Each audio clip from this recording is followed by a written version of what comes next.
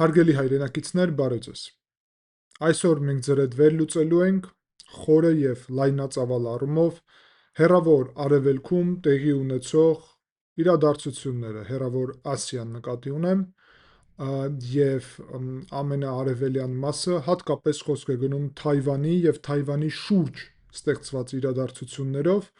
Իհարկե, խոսենք Չինաստանի մասին, Ճապոնիայի մասին, Կորեայի մասին, հյուսիսային թե հարավային եւ առհասարակ այնտեղ ստեղծված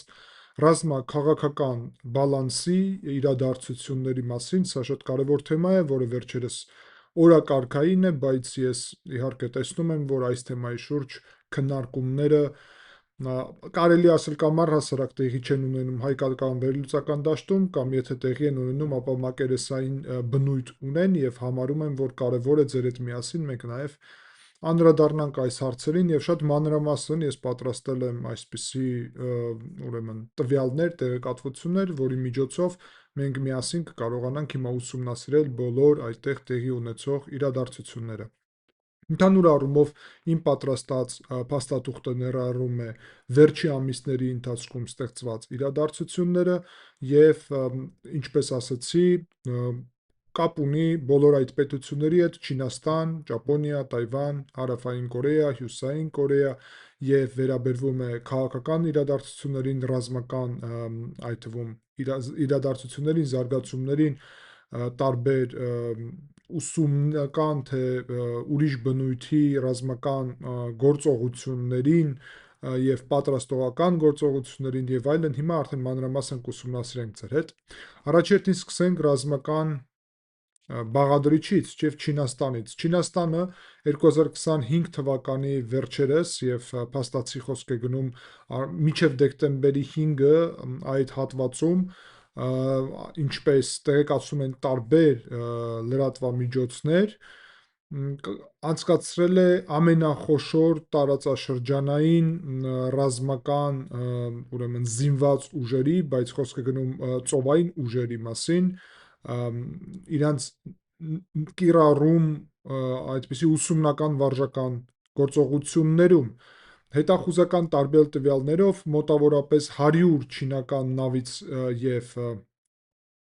այն ռազմական բաղադրիչով նավերից ավել մասնակցել են միևնույն ժամանակ այդպիսի վարժական, ուսումնական, ռազմական վարժանքների եւ ընդհանուր առումով Դեղին ծովում եւ արևելյան չինական ծովում, որոնք մոտիկ են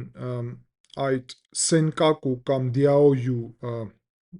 կղզիներին, որոնք մինչև հիմա խնդրահարույց են մնում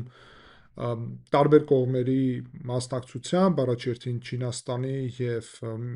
Ճապոնիայի եւ ուրիշ մի քանի պետություն նաեւ այդ ուղղությամբ, այդտեղ շատ ակտիվ նաեւ այդ ռազմական վարժանքներն են տեղի ունեցել եւ նույնիսկ ներառել են Խաղաղ օվկիանոսի ինչ-որ հատվածներ։ Նոյեմբեր-դեկտեմբեր ամսվա ընթացքում ընդհանուր առումով ավանդական է, որ այդպիսի ուրեմն ռազմական վարժանքները տեղի ունենում Չինաստանի ռազմական հնարավորությունները ներառելով չինական բանակի կողմից, բայց այս տարվա այդ վարժանքները ներառել են աննախադեպ ծավալ եւ ծավալի զինված ծովային ուժեր։ Բացի դրանից, պետք է ասել, որ գործընթացում երևում էր նախապատրաստողական գործողություններ, որոնք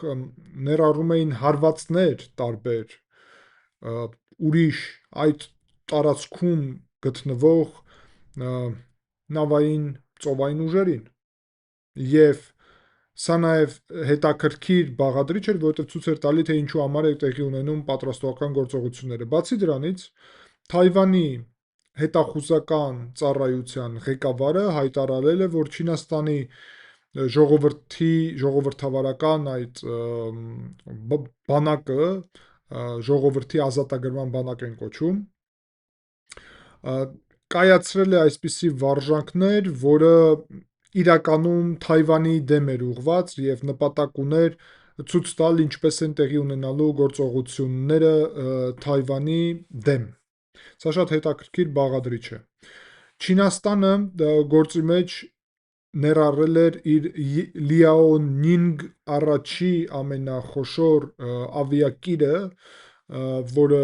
ինքնաթիռներ է,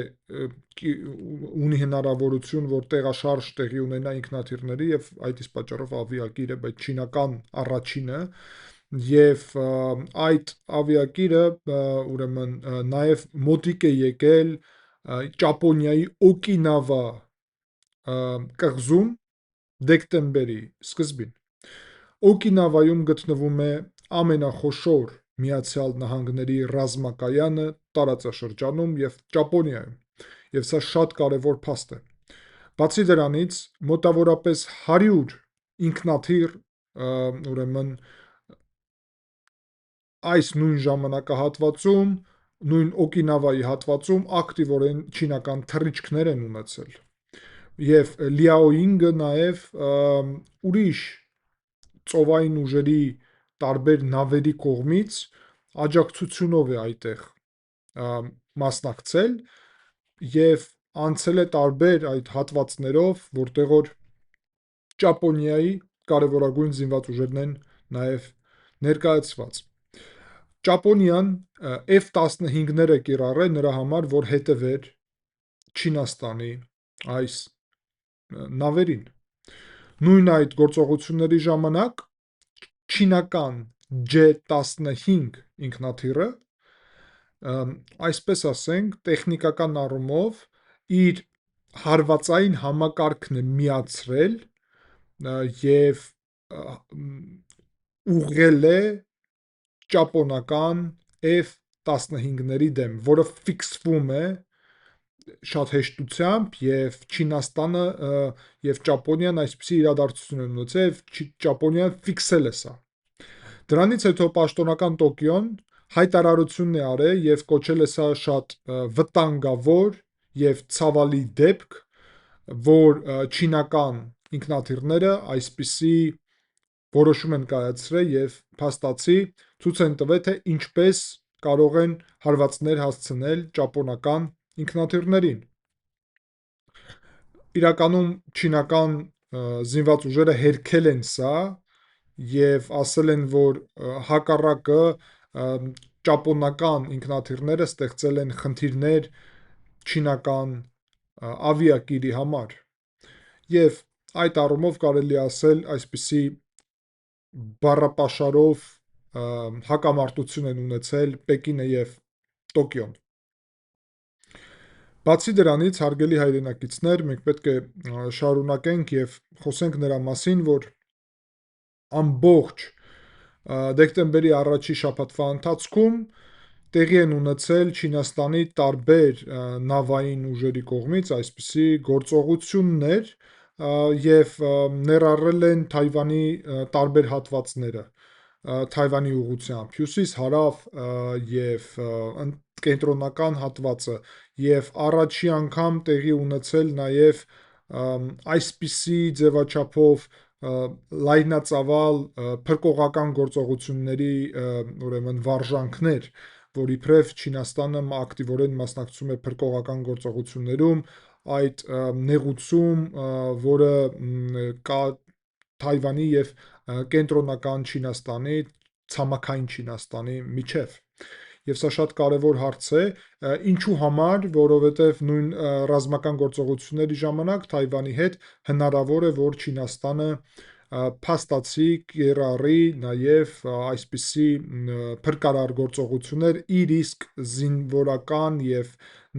ծովային ուժերի համար եւ դրա համար նաև նախապատրաստվում է։ Եվ սա շատ կարևոր է։ Բացի դրանից, նույն այս գործողությունների համար Չինաստանը կիրառել է ոչ միայն ռազմական, այլ նաև քաղաքացիական նավեր, եւ սա շատ հետաքրքիր է, որովհետեւ սա առաջի անգամ բացահայտույց տվեց այն, ինչու մասին հետախուզական տարբեր աղբյուրներ եւ ծառայություններ երկար ժամանակ է խոսում են, որ Չինաստանի համար զինված ուժերի մաս եղած նավերը եւ քաղաքացիական նավերը նույնպիսի բովանդակություն եւ տրամաբանություն ունեն եւ Չինաստանը պատրաստ է օգտագործել իր եղած ուրեմն քաղաքացիական նավերը նաև տարբեր ռազմական գործողությունների համար։ Եվ սա դրա առաջի հաստատումն էր։ Նույն ժամանակ կարելի է ասել, որ չինական ինքնաթիռները մտել են Թայվանի հակաօդային պաշտպանության տարածք եւ դա նաեւ տեղի է ունեցել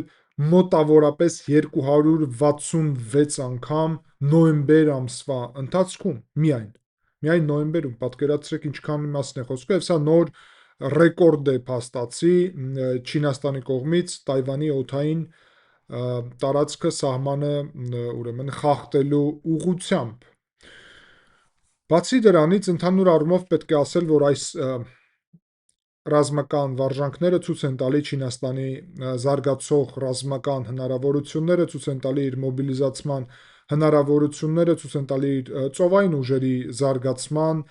հակաօդային պաշտպանության թիրախավորելու, օդային ուժերի ներգրավելու տարբեր ուղղություններ եւ փաստացի խոսք է գնում տարբեր սցենարների պատրաստման մասին, որոնք պետք է ուղղված լինեն Թայվանի գրավմանը։ Բացի դրանից նույն այս գործողությունները ներառել են իրական կրակ տարբեր հատվածներում, հատկապես ավելի հարավային հատվածում, որը ամենախնդրահարույցն է իրականում, եւ նույն այս ժամանակահատվածում հետաքրքիր է, որ Չինաստանը փորձել է նոր հակաօդային պաշտպանության համակարգներ Գոբիի հատվածում իր տարածքի, անապատում Գոբիի, որը աշխարհի խոշորագույն անապատներից մեկն է, եւ նաեւ կիրառել է արհեստական բանականություն այդ ուղղությամբ, որը հենց վերաբերվում է հակաօդային պաշտպանությանը։ Բացի դրանից մենք շարունակում ենք այս մեր վերլուծությունը Չինաստանի հարաբերությունները Ճապոնիայի հետ, ուրեմն 2025 թվականի վերջի հատվածում շատ լուրջ սրվան եւ նույնիսկ դիվանագիտական առումով սա կոչվում է ինչպես ուրեմն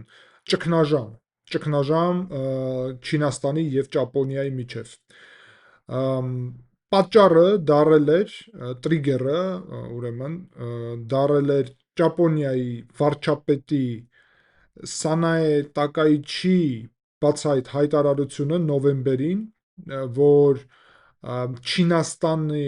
հարվածի դեպքում Թայվանի վրա սա կստեղծի Ճապոնիայի համար գոյության խնդիր, ինչը Ճապոնիայի սահմանադրությամբ նշանակում է, որ Ճապոնիան իրավունք ունի մասնակցի այդ ռազմական գործողություններում։ Ճապոնիայում գոյություն ունի Երկրորդ համաշխարհային պատերազմից հետո ինքնապաշտպանության ուժեր եւ ամբողջ ճապոնական զինված ուժերի տրամաբանությունը նրանում է, որ իրանք չպետք է մասնակցեն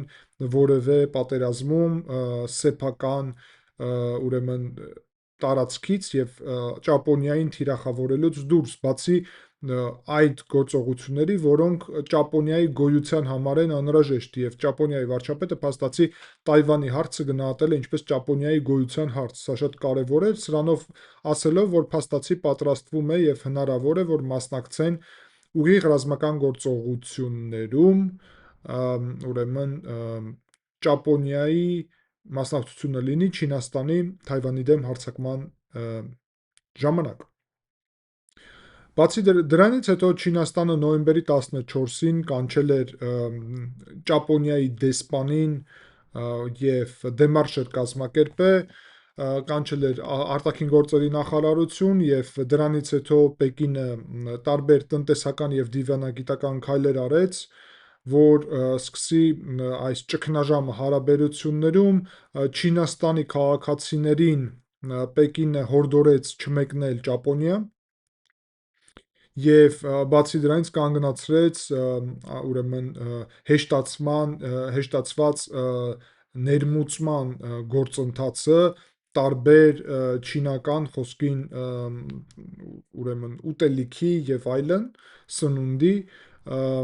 եւ տնտեսական մի խոսքով միջոց նաեւ կիրառեց, բացի դրանից ամենաբարձր մակարդակով փաստացի տեղի ունեցավ նաեւ հարաբերությունների սառեցում այս փուլում եւ այդ ռադարի մասին իրադարձությունը, որը տեղի ունեցավ, որ ասացի, որ չինական ինքնաթիռները ուրեմն իրանց ռադարի միջոցով վերահսկողություն են ստացել ճապոնական ինքնաթիռների վրա եւ դրանով ցույց են տալի, որ հարված կարան հասցնել, դա նաեւ պատճառ դարավ եւ Տոկիոն արդեն Ճապոնիան կանչեց Չինաստանի դեսպանին դեկտեմբերի 7-ին 8-ին, փաստացի խոսքա գնում մի քանի օր առաջ, եւ սա կոչեց ինչպես շատ վտանգավոր քայլ, եւ դրանից հետո մենք տեսնում ենք, որ այո, Չինաստանը նաեւ պատասխանեց, Ճապոնիան պատասխանեց, մի խոսքով սրվել եւ լարված է հարաբերությունները։ Չնայած սրա, մենք պետք է նաև խոսենք նրա մասին, որ նոյեմբերի սկզբին Չինաստանի նախագահ Սի Ցզինպինը այցելել է Հարավային Կորեա իր տարածաշրջանային այցի ընթացքում, ԱՊԵԿ-ի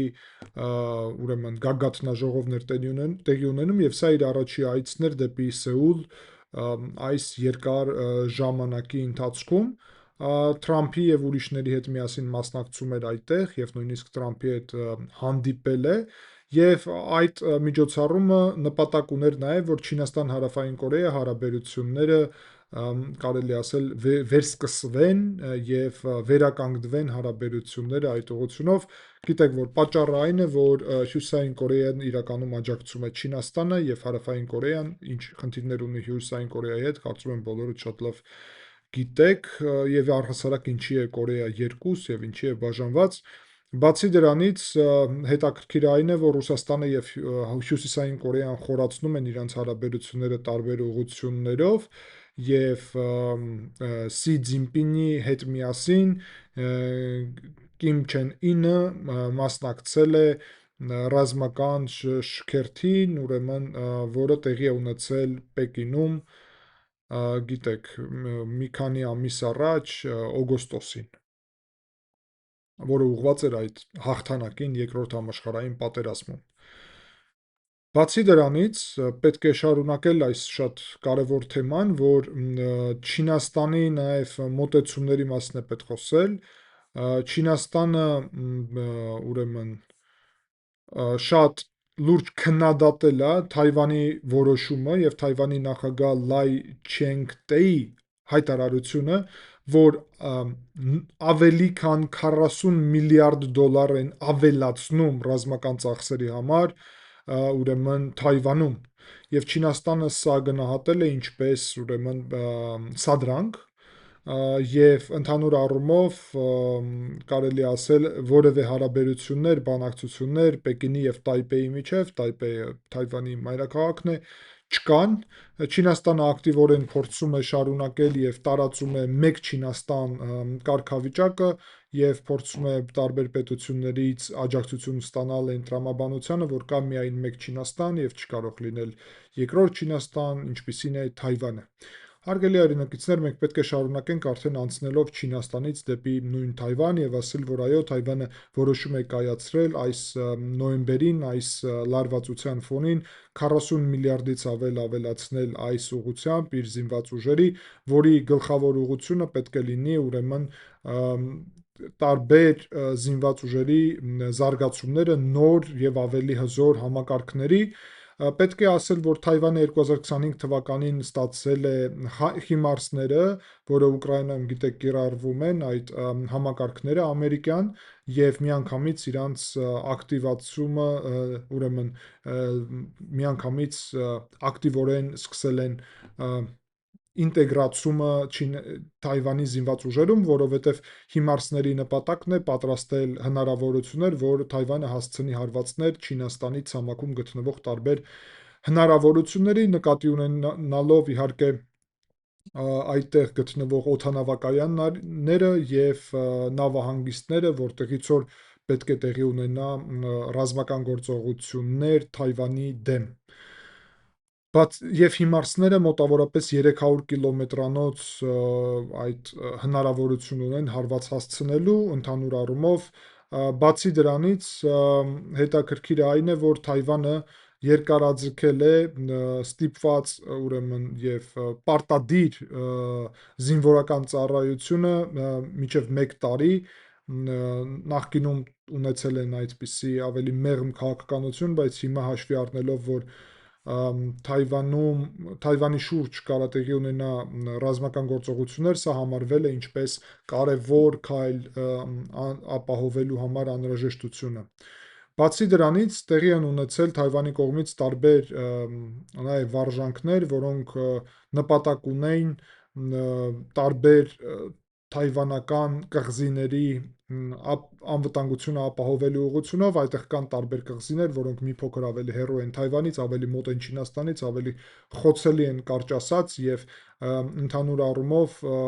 առաջի անգամ այդ ժամանակ հիմարսներ են կիրառվել նաև Թայվանի կողմից, դա հուլիսին է տեղի ունեցել եւ դա շատ կարեւոր նաեւ իրադարձություն է։ Այդ նույն գործողություններում Թայվանը 3000 ռեզերվիստ էր ակտիվ ներառել եւ ընդհանուր առումով ցույց էր տալի, որ իր հնարավորությունը ինչպիսին են։ Բացի դրանից իրանք կիրառել են տարբեր պատրաստողական այսպիսի վարժանքներ, որը նպատակ ուներ նույն Թայվանի կղզիում այդտեղ գետեր կան, որի միջոցով Չինաստանը կարող է նավերով հասնի դեպի Թայպեյ, այսինքն մայրաքաղաք, եւ Թայվանի ուժերը կիրառել են տարբեր հնարավորություններ, թե ինչպես են փակելու այդ ճանապարհները, այդտեղ տարբեր ռումբեր դնելով եւ այլն, որ սահմանափակեն Չինաստանի հնարավորությունները ներխուժեն ուրեմն ներս դեպի Թայվան։ Բացի դրանից Թայվանը ակտիվորեն զարգացնում է իր սեփական զինված ուժերի հնարավորությունները եւ զարգացնում է իր նավերը, տարբեր հնարավորությունները, Հայկունը ամենահետաքրքիր նոր դիզել էլեկտրոնային այդպիսի նավ է եւ հետաքրքիր հնարավորություններ ունի, որի մասին որ Թայվանը խոսում է, առհասարակ ես չեմ շատ խորանալու այս հարցերի մեջ, ընդհանուր առումով կգնահատենք ձեր հետ, բացի դրանից Թայվանը, գիտեք, շատ բարձր տեխնոլոգիական հնարավորություններ ունի եւ դրա համար ստեղծել է Skybow 3 ուրեմն հակաօդային պաշտպանության համակարգ եւ նաեւ արբանյական հետախուզության տարբեր միջոցներ է ստեղծել, որտեղ Թայվանը աշխարհում արհեստական բանականության եւ չիպերի արտադրության կարելի ասել առաջնորդներից մեկն է, շատ կարեւոր տեղ ունի այդտեղ։ Բացի դրանից մենք ընդհանուր առումով խախտումների եւ ուրիշ հարցերի շուրջ արդեն խոսացինք եւ պետք է ասել, որ Թայվանի եւ Թայպեյի շուրջ նաեւ նկատի ունեմ Պեկինի եւ Թայպեյի միջև նաեւ հարաբերությունները սրված են եւ մենք տեսնում ենք Թայպեյի, այսինքն Թայվանի եւ Ճապոնիայի միասնական դիրքորոշումները, ինչը շատ հետաքրքիր է արդեն, դա կարա ցույց տա մեզ, որ առհասարակ ուրեմն Ճապոնիան, Թայվանը եւ Հարավային Կորեան կարող են ունենալ միասնական մոտեցումներ տարբեր հարցերի շուրջ։ Բացի դրանից հետաքրքիրը այն է, որ ուրեմն այդ նեղուցը, Թայվանի նեղուցը, որը բաժանում է Չինաստանը եւ Թայվանը, այդ նեղուցով ուրեմն ըստ Թայվանի հետախուզության ծառայության պետի 2025 թվականին անցել է 8 պետության, մոտավորապես 12 անգամ անցել է 8 պետության նավեր, ինչը հաստատում է, որ այս Թայվանի նեղուցը մնում է բաց տարբեր միջազգային նավերի համար։ Եվ ասեմ ինչ նավերի մասին է խոսքը՝ Միացյալ Նահանգներ, Ճապոնիա, Միացյալ Թագավորություն, Ֆրանսիա, Կանադա, Ավստրալիա, Նոր Զելանդիա եւ Վիետնամ։ Եվ այո, Նոր Զելանդիայի այդտեղ նաև մասնակցությունը իր կարևոր շատ մեծ դեր է ուներ։ Չինաստանը շատ ակտիվ հետևում է այս շարժին եւ քննադատում է, համարելով, որ Թայվանի նեղուցում այդպիսի շարժերը դա ուրեմն պրովոկացիոն սադրիչ գործողություններ են այդ պետությունների կողմից։ Թայվանը նաև տարբեր միջազգային առումներով տարբեր հարցեր է փորձում բարձրացնել եւ Թայվանը մասնակցել է նույն ԱՊԵԿ-ի գագաթնաժողովում, բայց ոչ պաշտոնական մակարդակով եւ այո, փորձում է տարբեր հանդիպումներ ունենալ Թայվանը եւ այլն, մի խոսքով իր դերը, իր ուժերը նաև փորձում է զարգացնել։ Բացի դրանից մենք հիմա արդեն խոսենք ձեր այդ Ճապոնիայի մասին։ Ճապոնիան լրջագույն աճ է արդեն արձանագրում իր ռազմական բյուջեում եւ երկու անգամ է ավելացրել ռազմական բյուջեն 100%-ով փաստորեն եւ 2027 թվականին 2% կծախսի իր ՀՆԱ-ի, իրականում դա շատ քիչ թիվ է, որովհետև ստացվում է մինչև այդ ծախսում էր 1% ՀՆԱ-ի, հիմա 2% կծախսի, դա շատ քիչ է, որովհետև նույն ՆԱՏՕ-ի պետությունները արդեն վաղուց նպատակ ունեն անցնելու 5%-ի, բայց այո, աճը հատկապես Ճապոնիան հաշվի առնելով, թե ինչքան մեծ տնտեսություն ունի, սա իհարկե լուրջ թվերի մասն է խոսքը եւ Ճապոնիան գնում է ամերիկյան տոմոհավկներ, դա շատ կարևոր է, եւ իր սեփական նաեւ հիպերձայնային համակարգներ է գնում, որը պետք է հնարավորություններ տա հարվածներ հասցնի տարբեր ուրեմն կետերին շատ շուտ եւ Ճապոնիան հասկացել է Միացյալ Նահանգների նոր անվտանգության ռազմավարությունը հանրային դարձնելուց հետո, որ պետք է սեփական հնարավորությունները զարգացնի, հատկապես կղզիների առաջի գծում, այդպիսի տերմին կա կղզիների առաջի գիծ, որը ներառում է Ճապոնիան, Թայվանը եւ Ֆիլիպինները, որոնք սահմանափակում են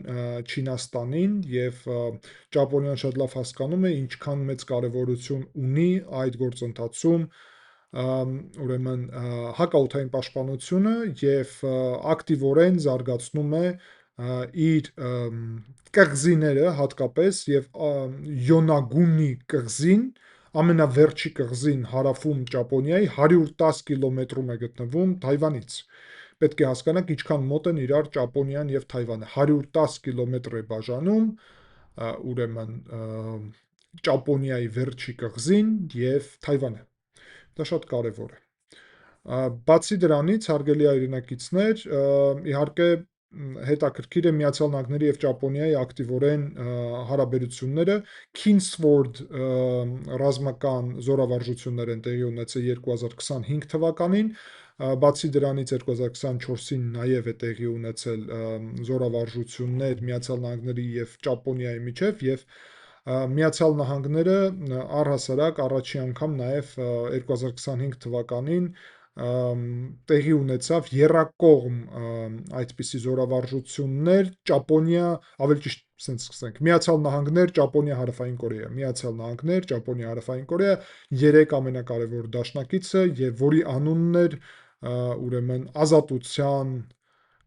սահման եւ այո, դա շատ հետաքրքիր է եւ փաստացի դա նշանակում է, որ որևէ ակնկալիք ռազմական գործողություններում Միացյալ Նահանգները, Ճապոնիան եւ Հարավային Կորեան միասին են գործելու։ Բացի դրանից նույն այդ գործընթացներում մենք տեսնում ենք, որ Ճապոնիան ակտիվորեն զարգացնում է իր հակաօդային պաշտպանությունը տարբեր ուղղություններով, ինչպես հոբհամակարգները, այդպես էլ օդային ուժերը եւ շատ անգամ հետևում են ակտիվորեն Հյուսիսային Կորեայից կրակած տարբեր ուրեմն հրթիռներին,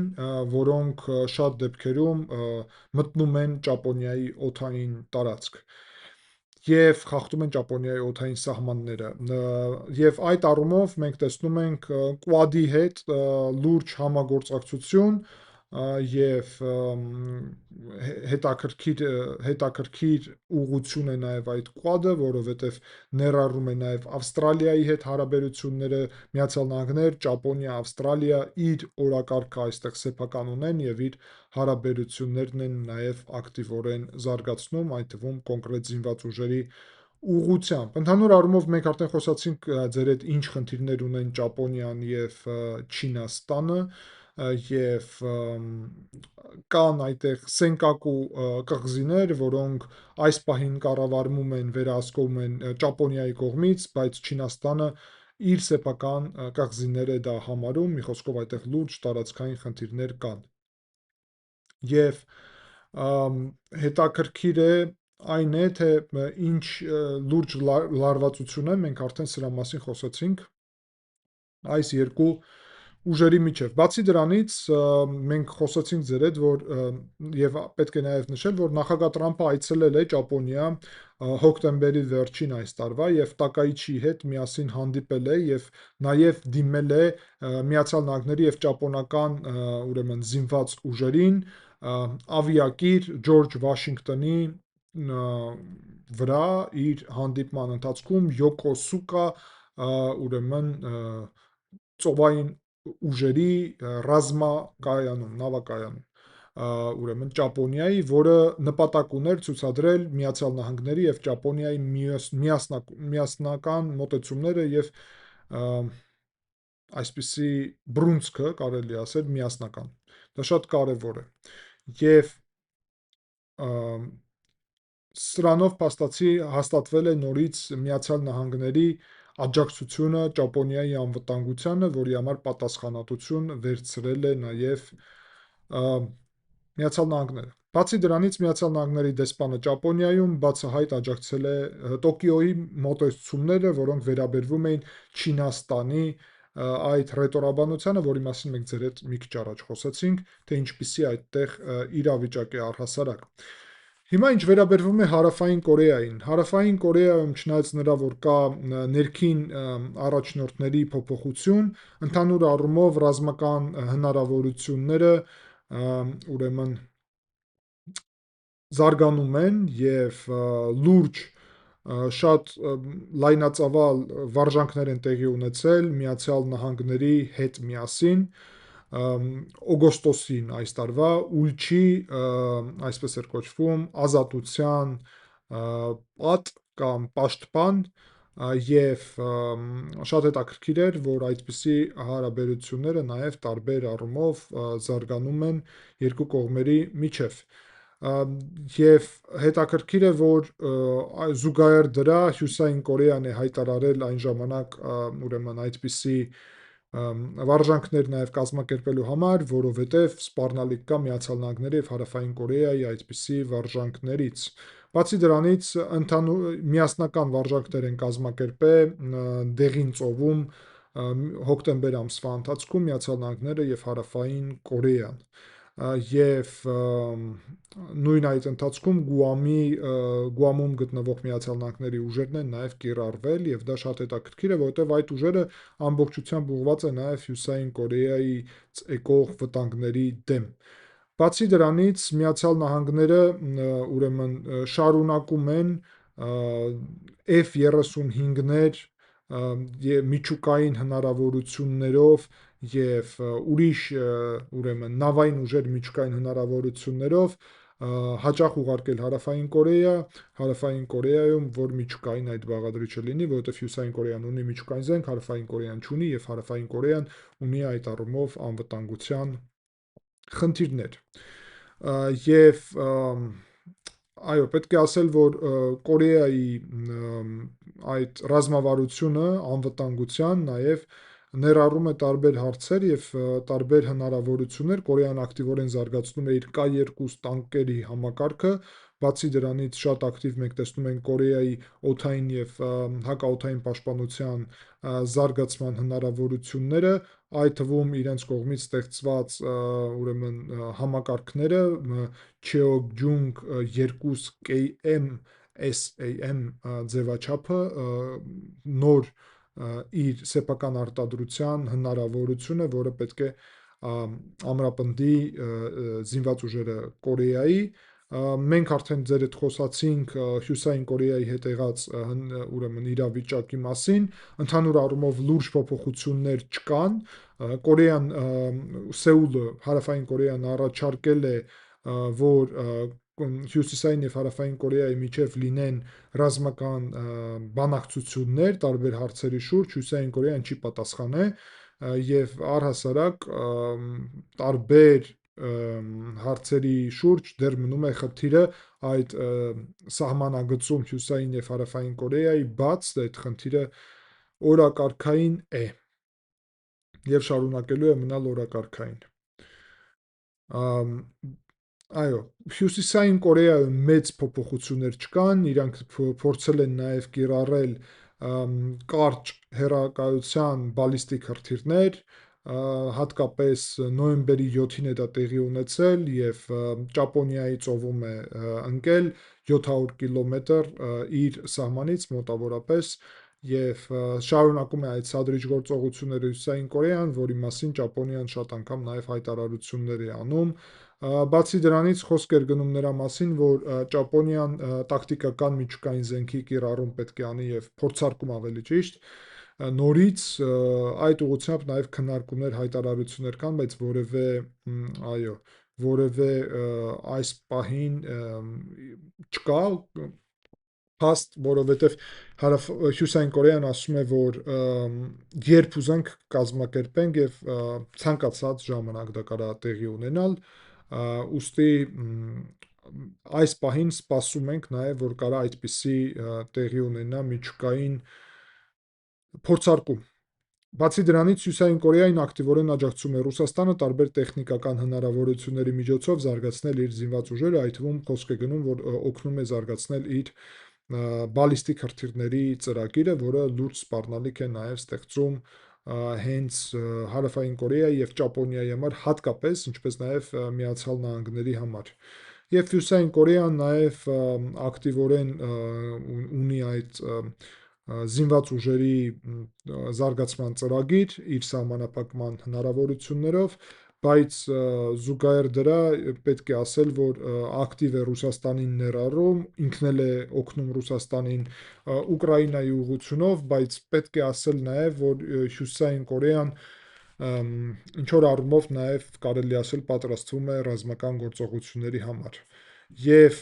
ընդհանուր առումով, որ ուրեմն ամփոփենք, հարգելի հայրենակիցներ, պետք է ասել, որ փաստացի խոսք է գնում լայնածավալ այստեղ ռազմական պատրաստողական աշխատանքների մասին, որոնք ներառում են փաստորեն ամբողջությամբ այդ հեռավոր Ասիան, հեռավոր Արևելքը եւ փաստացի այդտեղ մենք տեսնում ենք երկու կարևորագույն դաշինք։ Մի կողմից դա Միացյալ Նահանգներ, Ճապոնիա, Հարավային Կորեա, Թայվան, Ֆիլիպիներն են, առաջի ուրեմն գծի կղզիներ կոչված այդ հնարավորություններով Միացյալ Նահանգները այդտեղ նաև ներկայացված են Ավստրալիայի միջոցով եւ Նոր Զելանդիայի, բայց զուգահեռ դրա Գուամում եւ Հավայիում իր կղզիների միջոցով եւ ընդհանուր առումով Խաղաղ օվկիանոսի ուղղությամբ, մյուս կողմից այս բևեռը դա Չինաստանն է, դա Հյուսիսային Կորեան է եւ դա Ռուսաստանն է, փաստացի 3 պետություն այստեղ, որոնք ունեն ուրիշ մոտեցում եւ այսօր պետք է ասել, ինչը տեղի ունեցել այսօր եւ ընդհանուր առումով անկեղծ ասած ես երկար ժամանակ է աշխատում էի այս վերլուծության համար, որ լավ նախապատրաստեի եւ ձեզ մանրամասն ներկայացնեի ամիսների ընթացքում տեղի ունեցող իրադարձությունները, այլ ոչ թե կոնկրետ մեկ իրադարձություն, բայց այսօր Ռուսաստանի եւ Չինաստանի օդային ուժերը խախտել են Հարավային Կորեայի օդային սահմանը եւ դրա մասին նաև լուրջ ուրեմն հայտարարություններ եւ լուրջ աղմուկ է առհասարակ բացվել եւ սա շարունակություն է այն ամեն ինչի, ինչու մասին մենք խոսեցինք, դե պատկերացրեք Ռուսաստանը եւ Չինաստանը միասին խախտում են Հարավային Կորեայի սահմանը։ Ինչ կարա տեղի ունենալ։ Այս ամեն ինչը խոսում է նրա մասին, որ Չինաստանը պատրաստվում է ռազմական գործողությունների համար Թայվանում։ Երբ մոտավորապես խոսք է գնում, որ դա կարա տեղի ունենալ 2027 կամ 2028 թվականին։ Ենթադրում եմ եւ դրա մասին կան հետախուզական տվյալներ, որ դա կարա տեղի ունենա կամ մարտ-ապրիլ ամսին կամ հոկտեմբերին, ոչ ուրիշ ժամանակահատվածում կլիմայական պատճառներով, որովհետև Թայվանի ուրեմն այդ նեղուցում իրավիճակը այնպիսին է, որ ուրիշ ժամանակ փաստացի կազմակերպել դա անհնար է։ Ուրեմն մարտ-ապրիլ կամ հոկտեմբեր կամ 2027-ի կամ 28-ի, քիչ հավանական է, որ 26-ի։ Այս տարի չեղավ, անցավ արդեն հոկտեմբերի այդ ժամանակահատվածը եւ մարտ-ապրիլին անկեղծ ասած նաեւ չի սպասվում, բայց սրում երևի լինի, սրում միշտ է լինում այդ ժամանակ, երբ արդեն այդ նեղուցում ակտիվորեն հնարավորություն կա ռազմական շարժ կազմակերպել։ Ընդհանուր առումով, հարգելի հայրենակիցներ, Թայվանի հարցը շատ մեծ հարց է, այսօր մեր մոտ խոշոր այսպիսի վերլուծություն ստացվեց եւ ես չեմ ուզում էլ ավելի խորանամ հիմա ուրիշ հարցերի մեջ, թե ինչ է պատճառները Թայվանի համար պատերազմի, ես կարծում եմ առանձին ձեր հետ ապագայում նաև կխոսենք Թայվանի կարևորության մասին եւ ինչու է Չինաստանը ուզում այդ պատերազմը կազմակերպել եւ ինչ հետևանքներ դա կարող ունենա, ով առհասարակ կարող է հաղթել կամ պարտվել այդ ուղղությամբ։ Այսօրվա մեր վերլուծությունը ուղղված էր վերջի ամիսների ընթացքում հեռավոր արևելքում ձևավորված ուրեմն ռազմաքաղաքական իրավիճակի վերլուծությունին եւ ամփոփմանը, եւ ես շնորհակալ եմ ձեզ ուշադրության համար, հուսով եմ ձեր համար հետաքրքիր էր, կոչ եմ անում ձեզ իհարկե գրեք մեկնաբանություններում, եթե ձեր համար հետաքրքիր էր, ցանկության դեպքում դուք կարող եք աջակցել ալիքի նկարագրությունում նշված միջոցների շնորհիվ, եթե դուք հավանում եք այս աշխատանքը եւ կարծում եք, որ այս աշխատանքը էլ ավելի պետք է շարունակվի, որովհետեւ այդ ձեր գնահատականը իմ համար ամենակարևորն է, դուք կարող եք դա մեկնաբանությունում գրելով հաստատեք, ինչպես նաև աջակցեք ալիքին ցանկության դեպքում նկարագրությունում նշված միջոցներով։ Շնորհակալ եմ ուշադրության համար, կհանդիպենք, ցտեսություն։